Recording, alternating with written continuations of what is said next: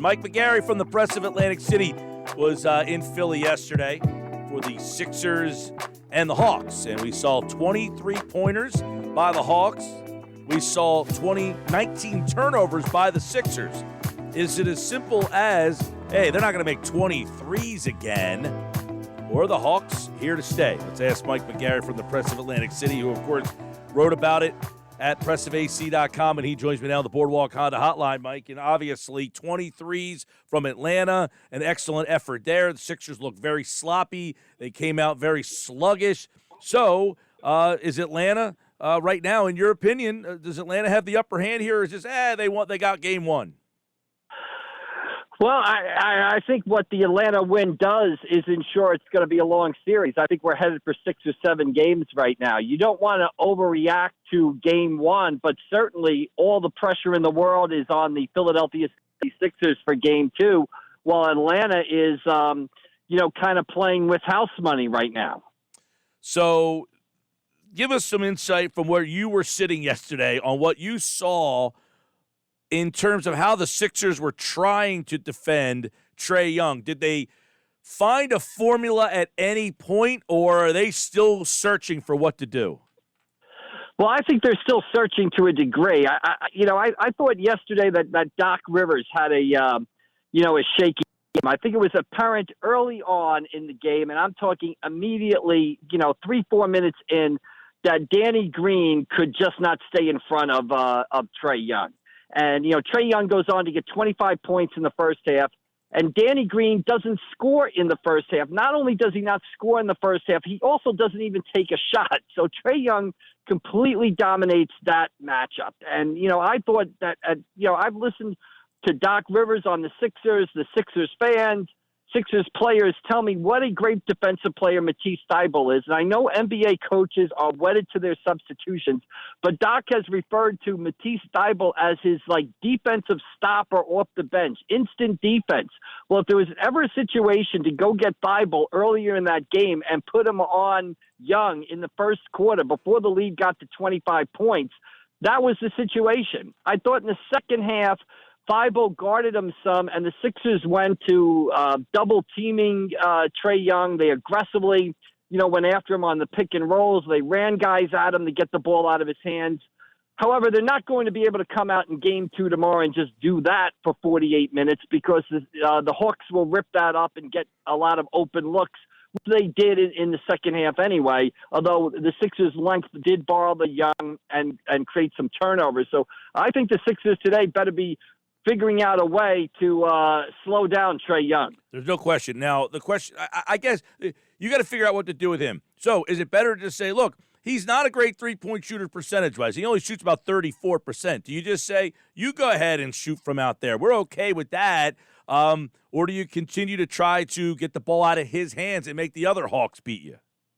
Look, there's two philosophies, right? I know some people are in the philosophy of, let Trae Young get his points and stop the other guys. I'm in the opposite camp. I think you got to figure out a way to get the ball out of his hands. I think you got to make each shot as tough as you can for him. You are not going to stop him from scoring. He's going to score, but let's have him take, and I think in the first half he had 25 points on 8 of 13 shooting. Let's have him take 20 shots to get to 25 points or 21 shots. Let's have him go 8 for 21 or something like that. Let's up the volume up by contesting his shots. And I thought the other thing that Doc did that was shaky in the game is, this all bench rotation is fine on a Detroit night in February when we can write about how great Korkmaz is and the energy Maxey brings off the bench. But you can't leave 5 subs out there early in the second quarter and watch the lead go from 10 to 12 to 25. I mean, the Sixers have to shorten the rotation tomorrow drastically. All that, Mike, and, obviously the Sixers come all the way back. They have a chance to kind of make it a game late. I mean, does Atlanta have to make 23s to win these games?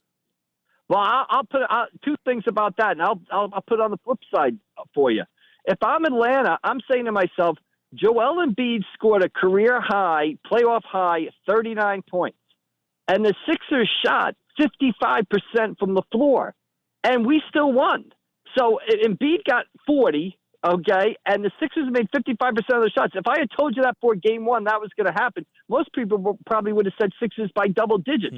So Atlanta can turn it around. The other question is, the Sixers got to look at, why did Atlanta make 23-pointers? Because their three-point attempts were wide open. It's not the Sixers are going to have to figure a way to limit those wide open attempts. They just can't cross their fingers and say, we're going to give Atlanta the same opportunities, and we're just going to hope they don't go in game two. Yeah, it was 20 of 47, Atlanta was, from three-point range. Philadelphia was 10 for 29. Big difference in the three-point number there. Another big difference, Mike, was they tried to hack a bend, but I thought it kind of backfired on them. But Simmons 3 for 10. You lose by 4. He misses 7 free throws. That's a problem. Well, I mean, I've said along the foul shooting is going to come back to bite them at some point. Although I agree with you 100%. I thought Nate McMillan was kind of overthinking some things there. I mean, at one point, I think they're up by 6 with 30 seconds to go, and they're hacking Ben Simmons to stop the clock and put him on the line. I think he made 1 of 2, and then didn't the Sixers get a putback and then a steal? Well, he made the first one, and then he missed the second one on purpose, and Embiid ended up getting the rebound. Right, they got a putback. So, I mean, I'm all for the hack a Ben if you're losing in the game. And let's just say the Sixers were on the verge of eliminating you, and if they got to a double-digit lead in the third quarter, I'd start the hack a Ben then.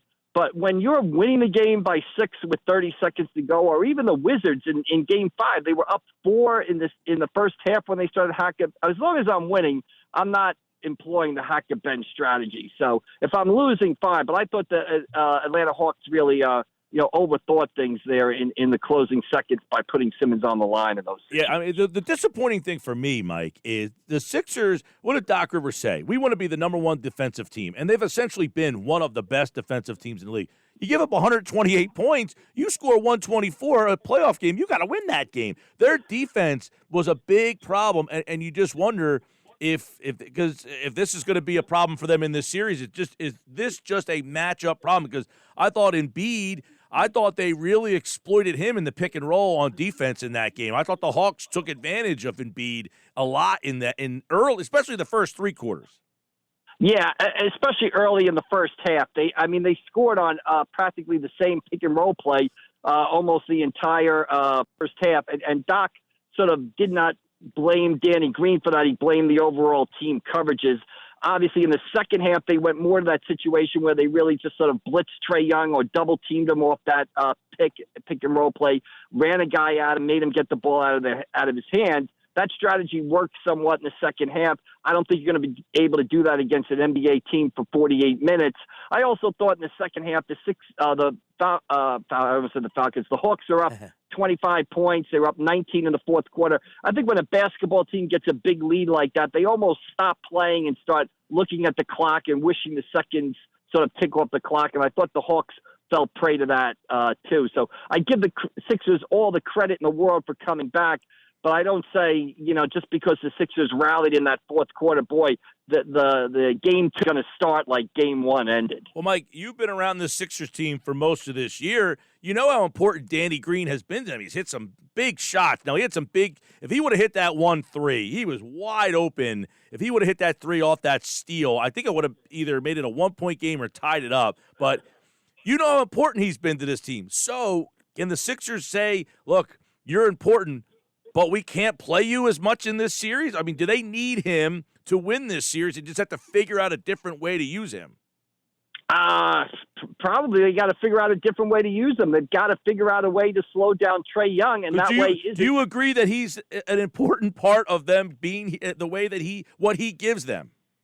Boy, I don't know. I mean, I'm not the biggest. I mean, I was a guy in around the trade deadline that when there was talk of a Kyle Lowry trade, I was like, put Danny Green in the trade to get Kyle Lowry in here.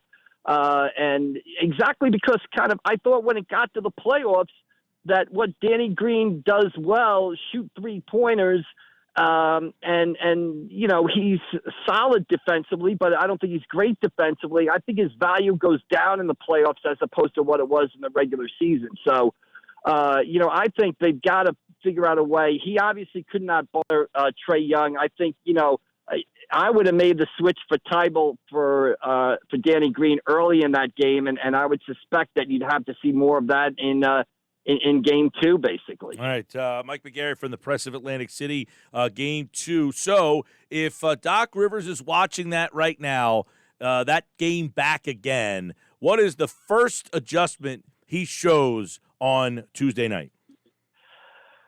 I think the number one thing, and I think this is big, I think you got to shorten the rotation. You've got to take that rotation down from 10, 11 guys to about 8.5. I think you obviously have to play Dwight Howard some.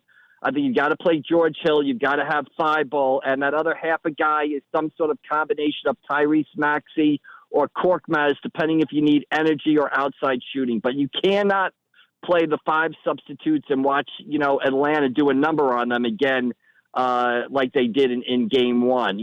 As far as Trae Young, you're never going to really stop Trae Young, but I think you need to do a combination of what they did in the second half and just put different guys on him, give him different looks, make things tougher for him than they were in the first half of game one. Those are the two big things that I would take away. Shorten the rotation, and you're never going to stop Trae Young, but at least do what you did in the second half to a degree and put some different guys on him. Use the length to try to bother him. Well, yeah, and I mean, again, you had, 23 pointers made. Young shot 11. Bogdanovich shot 12.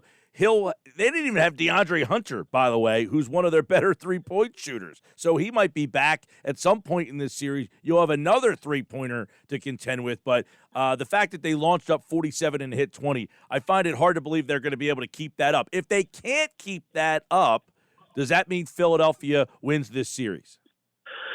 Well, I still like Philadelphia in the series. I still think they're a better basketball team, and I would expect them to come out tomorrow night and win game two. And obviously if they don't win game two, they're in a whole bunch of trouble.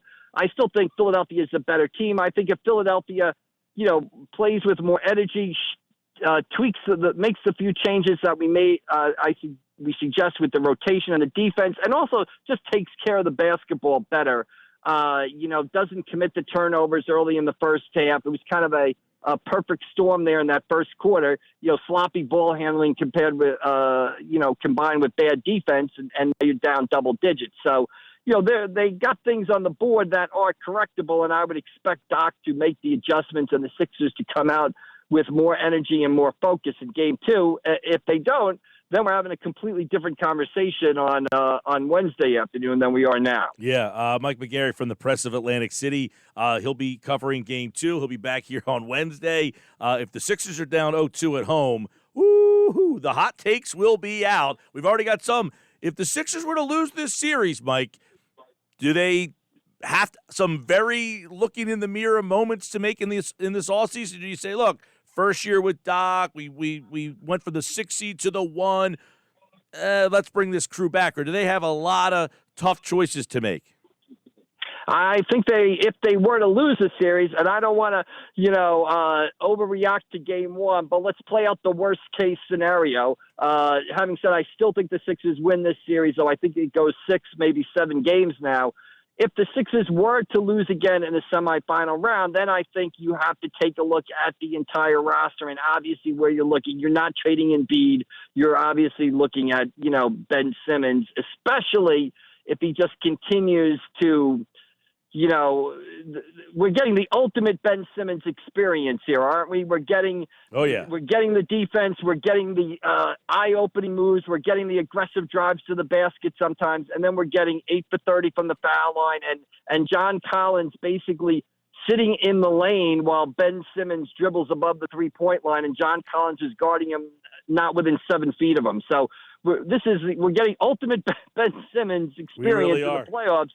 And we'll know, maybe it's a good thing. Well, the Sixers will know which, if they can survive it and which way they've got to go at the end of these playoffs. And one thing Daryl Morey has shown is that he's never been afraid to make moves or make trades or bring in people or tinker with the core of a basketball team to try to make it better. All right, Mike McGarry from the Press of Atlantic City. Check out his coverage. And, of course, he, like all guests, appeared via the Boardwalk Honda hotline. All right, Mike, should be interesting Wednesday. All right, absolutely. We'll talk to you later, Mike. All right, there he goes. Tuesday night Sixers. McGarry's back on Wednesday.